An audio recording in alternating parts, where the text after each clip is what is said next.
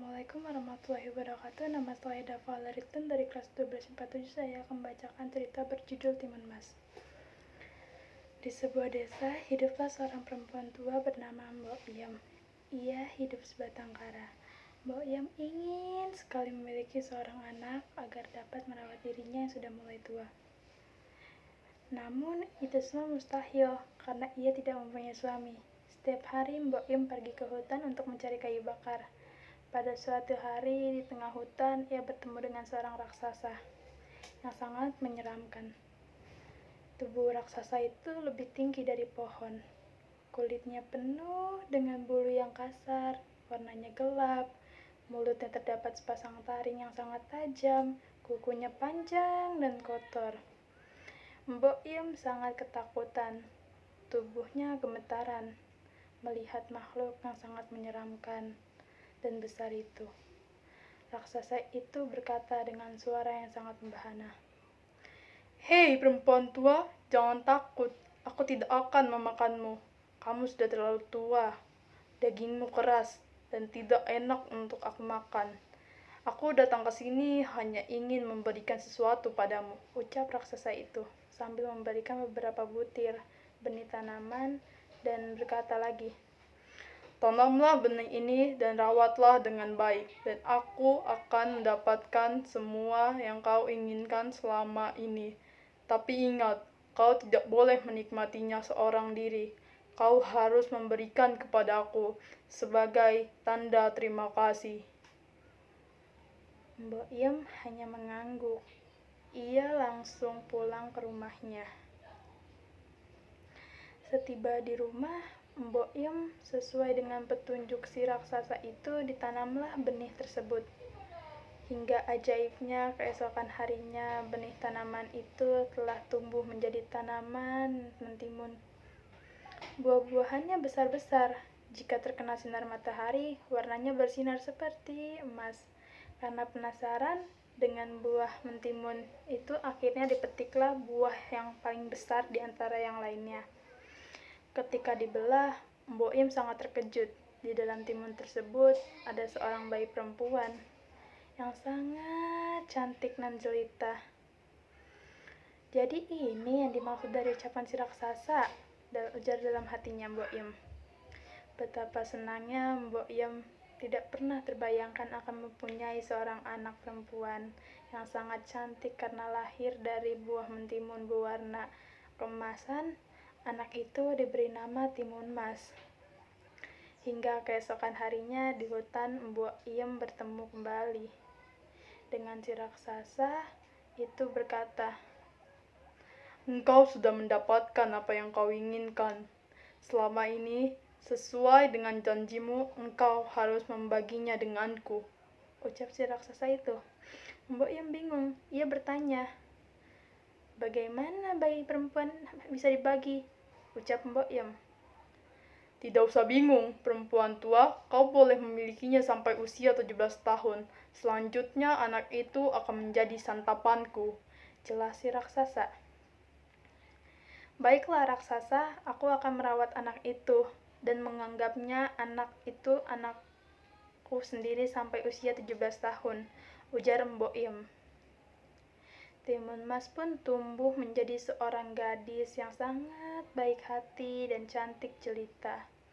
Kulitnya kuning langsat, tubuhnya tinggi semampai, rambutnya hitam, berkilau semakin hari, kecantikannya semakin terlihat.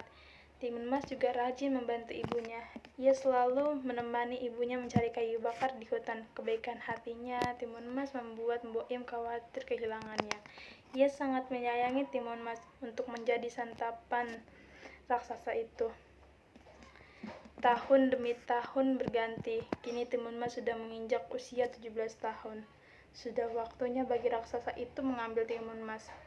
Mbok Yem menyuruh Timun Mas untuk bersembunyi di dalam kamar. Tiba-tiba terdengar suara dentuman yang sangat keras. Itu adalah suara langkah kaki si raksasa. Mbok Yem gemetaran, ketakutan, hingga ada suara yang berkata, "Hei perempuan tua, mana anak perempuanmu yang telah kau janjikan untukku?" teriak si raksasa itu. "Ia sedang mandi di kali, Tuan Raksasa," Tubuhnya sangat bau, kau pasti tidak akan suka memakannya, ujar si Mbok Im. Baiklah, aku akan kembali seminggu lagi. Pastikan ketika aku kembali ia sudah siap untuk aku bawa ke hutan, ujar raksasa itu.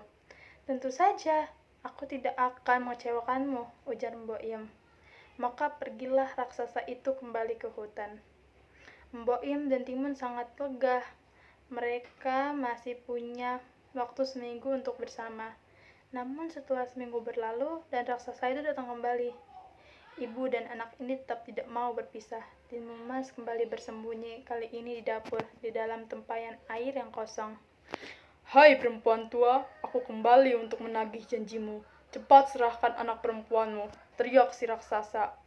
Maaf tuan, raksasa, Timun Mas masih sedang menjual kayu di kampung. Bila saja engkau datang lebih pagi, engkau pasti bertemu dengannya, ujar Mbok Im.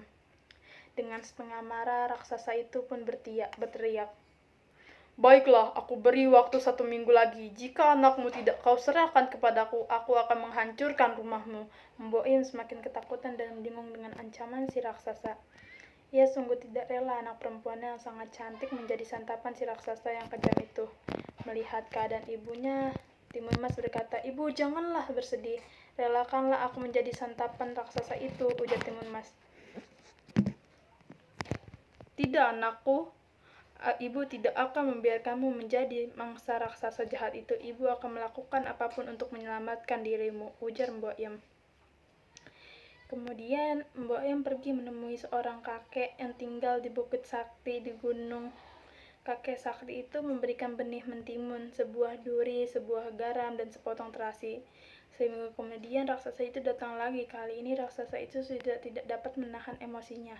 Kakinya yang besar dihentak-hentakan ke tanah hingga bumi bergetar. Cepat serahkan anakmu atau ku hancurkan rumah berserta dirimu. Aku sudah sangat lapar, teriak raksasa itu. Maaf tuan raksasa, anakku sudah berjalan ke hutan. Kembalilah engkau ke hutan, tempat tinggalmu. Timun Mas sudah berada di sana, kata Mbok berbohong. Pada saat itu Timun Mas sudah keluar rumah melalui pintu belakang. Ia membawa semua benda yang diberikan oleh kakek sakti dari gunung itu. Ketika akan kembali ke hutan, si raksasa melihat Timun Mas berlari dari belakang rumah. Dikejarnya, Timun Mas semakin panik. Timun Mas masih mengingat perintah ibunya untuk melempar sebutir benih mentimun. Benih mentimun itu pun langsung berubah menjadi lading. Mentimun dengan buah yang besar-besar karena kelaparan, si raksasa memakan mentimun-mentimun itu di ladang. Setelah kenyang, ia kembali mengejar Timun Mas. Meskipun perutnya yang kekenyangan membuat jalannya menjadi lambat, raksasa itu tetap bisa mengejar Timun Mas karena langkah kakinya yang panjang. Ketika si raksasa sudah di dekat Timun Mas, melemparnya sebuah duri. Duri itu berubah menjadi sebuah hutan bambu yang perlambat jalan raksasa itu. Tubuhnya menjadi penuh luka karena bertusuk batang bambu. Namun raksasa itu tidak menyerah, ia tetap mengejar mangsanya. Kali ini Timun Mas melemparkan sebutir garam. Garam itu berubah menjadi sebuah lautan yang luas. Raksasa itu harus berenang untuk mengejar Timun Mas. Ia berhasil, tetapi tubuhnya sudah sangat lelah. Hingga raksasa itu terus mengejar Timun Mas. Meskipun sudah kelelahan, Timun Mas melempar sepotong terasi. Kali ini terasi tersebut berubah menjadi lumpur hisap. Raksasa itu berteriak meminta tolong ketika tubuhnya terhisap lumpur. Tubuh raksasa yang besar tidak mampu melawan hisapan lumpur. Karena kelelahan, ia pun tewas terhisap lumpur. Maka tamatlah riwayat sang raksasa jahat itu. Setelah bebas dari raksasa itu, kehidupan Timun Mas dan Mbok Im membaik. Timun Mas bertemu dengan seorang pangeran di negeri seberang. Pangeran itu jatuh cinta kepadanya. Meskipun menikah, Timun Mas dan Mbok Im diboyong oleh pangeran itu ke istananya. Mereka hidup bahagia selamanya.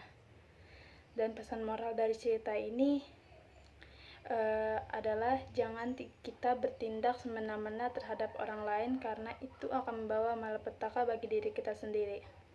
Terima kasih telah menonton. Saya ucapkan wassalamualaikum warahmatullahi wabarakatuh.